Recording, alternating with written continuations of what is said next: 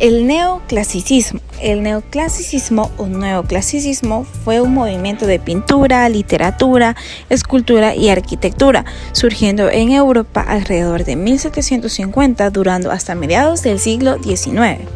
Este movimiento tuvo como objetivo principal rescatar los valores estéticos y culturales de las antiguas civilizaciones clásicas. Grecia y Roma, por ejemplo, surgió en el siglo XVIII en Europa, extendiéndose por todo el mundo, permaneciendo hasta mediados del siglo XIX.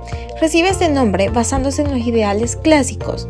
Se trata de un movimiento de oposiciones a las exageraciones, rebuscamiento y complejidades del barroco. Se produce después de la Revolución Francesa, en 1789, en el inicio de la Revolución Industrial, en el contexto de la Ilustración, llamándose Era de la Razón o Siglo de las Luces. Los héroes griegos y la simplicidad del arte fueron muy admirados, siendo la base de este movimiento. La apreciación del pasado lo caracteriza principalmente, y esto conduce a muchos de los críticos a creer que el neoclasicismo puede ser visto como la cara del romanticismo. Características: la aparición de la Ilustración o el Luminismo, temas mitológicos y cotidianos, simplicidad y equilibrio de las formas, armonía y belleza estética, uso de la proporción y la claridad, imitación de la naturaleza, influencia del arte clásico basado en los ideales luministas, oposición al barroco y al rococó, racionalismo e idealismo. En pintura, el uso de colores fríos, y en la literatura, la síntesis, claridad y perfección gramática. Arquitectura del neoclasicismo. El arte y arquitectura del neoclasicismo tuvo su origen en Italia, sobre todo en Nápoles, en la década de 1730. Arquitectos de la corte como Luigi Vanvitelli y Ferdinando Fuga rescataron las formas clásicas y manieristas de la arquitectura del barroco. La arquitectura neoclásica sigue la línea de los templos, también al estilo grecorrománico, para construcciones civiles o religiosas. Entre las obras de arquitectura neoclásicas están Palacio Borbón en París, construidos entre 1722 a 1728.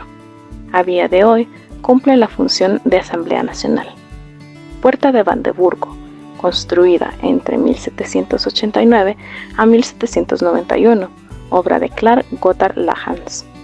Museo del Prado en Madrid, construido entre 1785 a 1819, obra de Juan de Villanueva.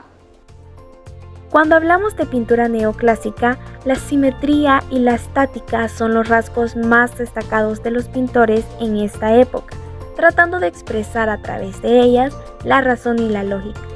Se busca la armonía y pureza de las formas, inspirados en las artes grecorromanas, el realismo, el racionalismo de las obras y el equilibrio de los colores, donde el epicentro de la pintura neoclásica se desarrolló hacia Francia.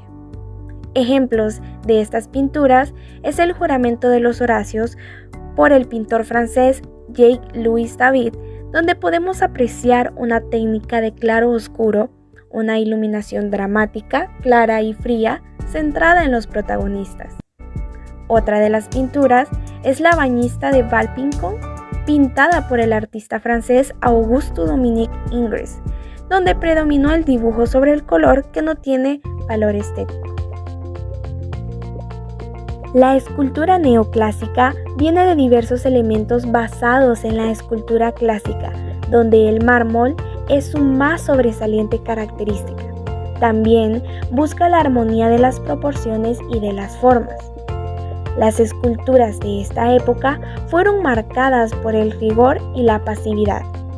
Cabe mencionar que los protagonistas de los inicios de las esculturas neoclásicas fueron las estatuas de héroes uniformados, mujeres envueltas en túnicas de Afrodita y niños conversando con filósofos. Se respetaron movimientos y posiciones reales del cuerpo, dando así vida a la estatua con la forma peculiar de los rostros, haciéndolos más realistas con sus expresiones. Estudiaban las variaciones de las posiciones del cuerpo y eran estudios muy cuidadosos. Se encontró el dinamismo en la sutileza de los gestos y suavidad de las formas.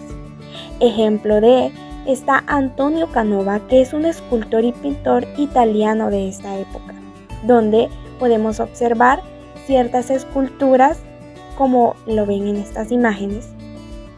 Fue una época en la que se interesaron por el conocimiento y la razón, lo que quisiéramos que todos pensaran igual, pero el tiempo cambia y todos cambiamos.